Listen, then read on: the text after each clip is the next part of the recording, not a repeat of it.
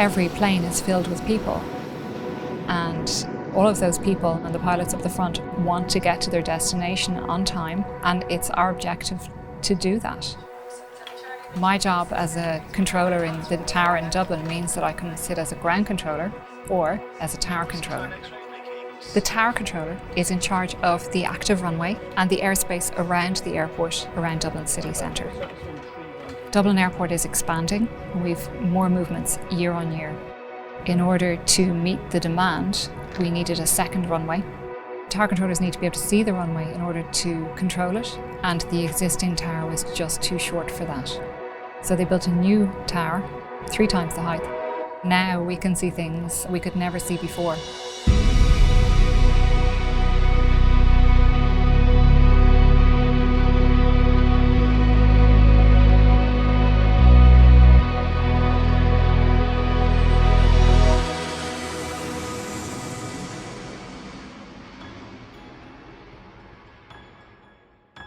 Dublin Airport is just over 80 years old.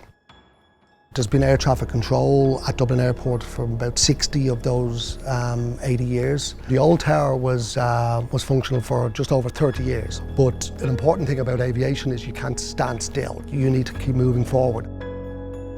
The IAA has one key role, I would say, which is safety. Safety of passengers and crew who transit through Irish controlled airspace, which is 455,000 square kilometres. Before 1993, the IAA was part of the Department for Transport. Then it became the Irish Aviation Authority.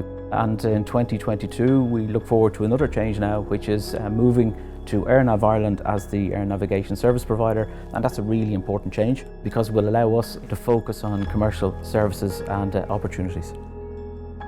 In the decade leading up to the new tower, traffic in Dublin increased year on year. 33 million passengers went through the airport in 2019. We had 250,000 flights, 50 airplanes per hour. So that's an airplane either landing or taking off on the runway every 75 seconds.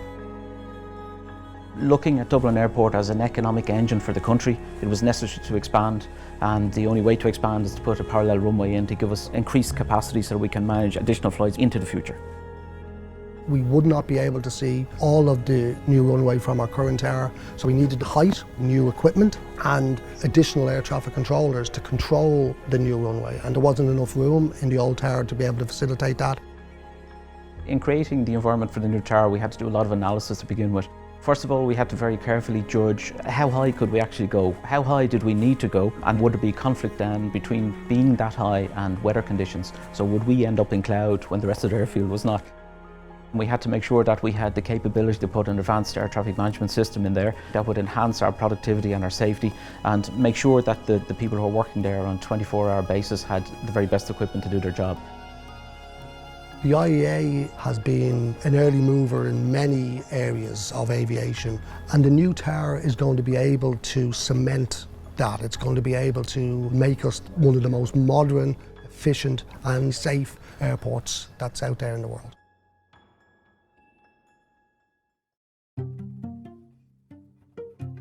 We first heard about the project in 2008, which is when the Irish Aviation Authority promoted the project as an international competition.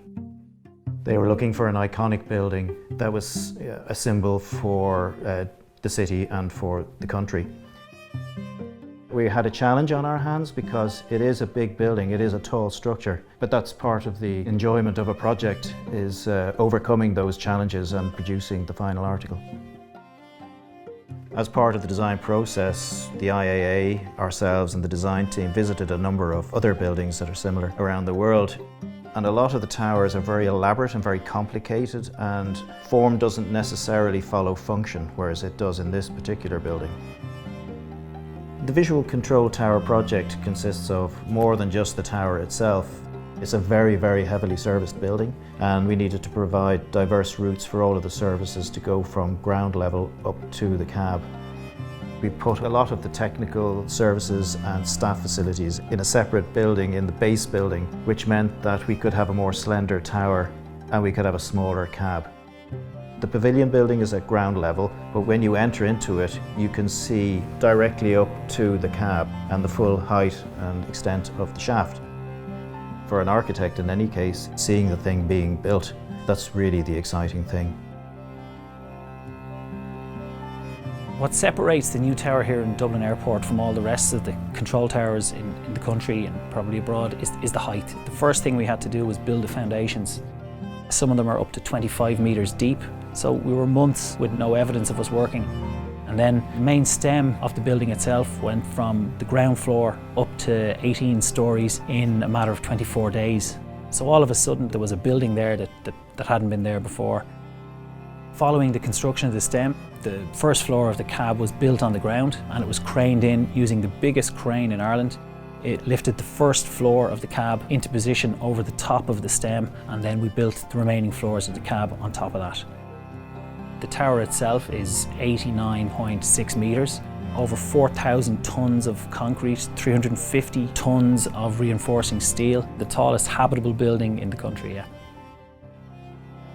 The old tower was too low for us, but from the tower here we have an amazing view of both the runways. We can see the terminal across the way and we can see all the parking areas. But we can also see down the coast as far as the Sugarloaf and up along the coast as far as the Mourne Mountains. And that's exactly what the controllers need to do their job.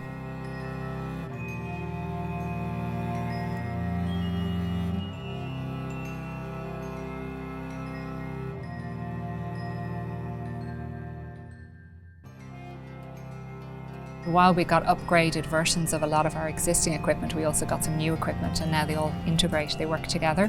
And we have a lot more elbow room than in the old tower. We're no longer sitting on top of each other. We can see things we could never see before because we're so much higher up. It's so high, in fact, that the first time I went up there, I kind of got the collywobbles and had to have a little sit down because I'm not great with heights, would you believe? You never get sick of looking out the window. On a good clear day, you'll see all of the surrounding counties, and on a good cold winter's day, you'll see the Welsh Mountains. From a working point of view, it's the most spectacular office in the country to work from. So I would swap positions with the guys in the tower any day.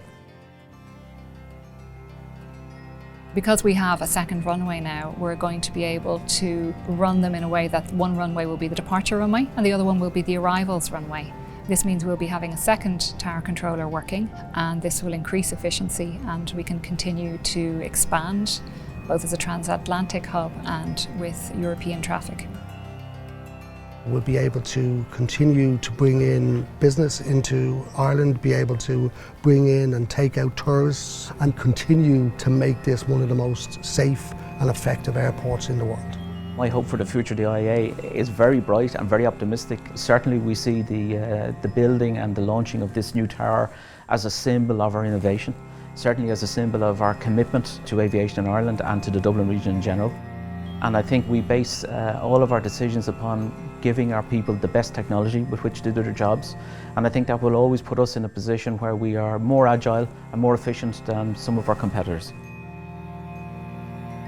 The new tower certainly puts us at the top of the aviation world. It's a real icon of a tower. People see it from everywhere, they talk about it, and hopefully it'll be here for a couple of generations to come.